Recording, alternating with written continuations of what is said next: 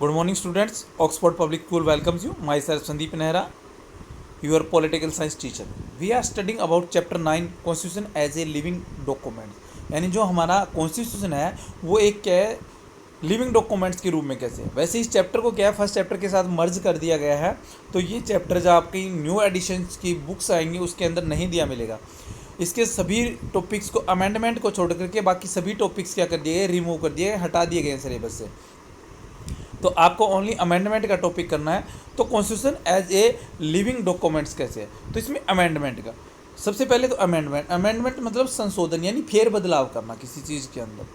तो हमारा जो कॉन्स्टिट्यूशन है उसके आर्टिकल 368 के अंदर क्या है, ये प्रोविज़न किया गया है कि हमारी जो पार्लियामेंट है कि जो तरीके प्रोसीड्यूर का जो फॉर्मूला है वो मैं बताऊंगा, उन सभी से क्या है हमारे कॉन्स्टिट्यूशन के अंदर अमेंडमेंट कर सकती है, यानी उसके अंदर संशोधन करती है। तो इसके आर्टिकल के बारे में पूछा जा सकता है कि कौन से आर्टिकल में, तो ये 368 के अंदर है। तो इसके अकॉर्डिंग क्या है, हमारे जो कॉन्स्टिट्यूशन है उसको blend of flexibility and rigidity. तो इस तरह से हमारा जो कॉन्स्टिट्यूशन है न तो बिल्कुल फ्लेक्सिबल है, लचीला है बिल्कुल, कि उसमें आसानी से क्या है अमेंडमेंट कर दिया, और न ही रिगिडिटी, न ही काफ़ी कठिन है, कठोर है, मतलब जिसके अंदर क्या है, मतलब अमेंडमेंट करना ही काफ़ी मुश्किल हो।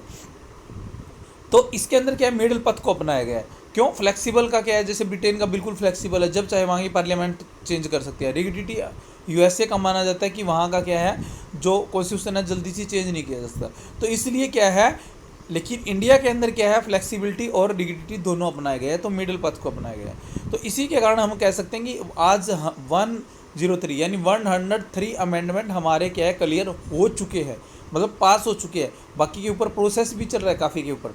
तो इतने क्या है अमेंडमेंट हो चुके हैं, यही रीज़न है कि हमारा कॉन्स्टिट्यूशन फ्लेक्सिबल है और रिगिडिटी है।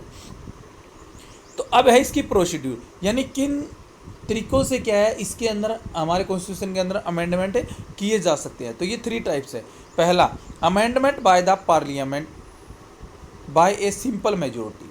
पहले क्या है, संशोधन बिल्कुल सिंपल मेजोरिटी से करना, जैसे कि हमारे नॉर्मल बिल्स वगैरह बनते हैं, कोई नॉर्मल लॉ बनता है पार्लियामेंट के अंदर, वो कैसे बनते हैं कि टोटल जितने प्रेजेंट है उनका 50%, बस ये भी नहीं, टोटल का जितने वहाँ पर प्रेजेंट हैं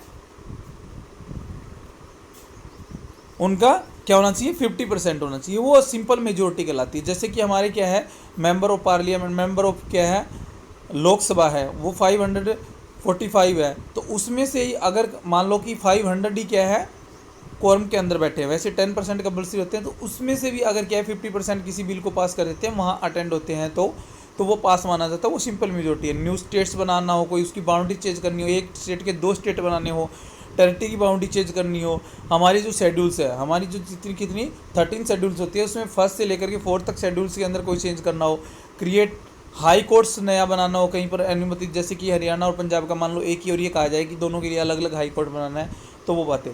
ले डाउन सम मोर क्वालिफिकेशन, पार्लियामेंट के लिए कोई क्वालिफिकेशन और करनी हो, जैसे कि वो इंडिया का सिटीजन हो चाहिए, एज वगैरह है, उनको चेंज करना हो, या स्टेट लेजिस्लेचर के लिए कोई क्वालिफिकेशन चेंज करनी हो, तो ये सारे है। इस तरह से काफ़ी है, 1 या 2 एग्जाम्पल आप कर सकते हो। तो ये सारे के सारे अमेंडमेंट हमारी सिंपल मेजोरिटी के अंदर आते हैं। फिर है स्पेशल मेजोरिटी। स्पेशल मेजोरिटी या amendment by the parliament by a 2/3 majority. Special majority क्या होती है, जितना टोटल है उसका 2/3, यानी कि हमारा टोटल कितना है 545, उसका 2/3 यानी 66% होना चाहिए। ठीक है, both houses has passed it absolute majority.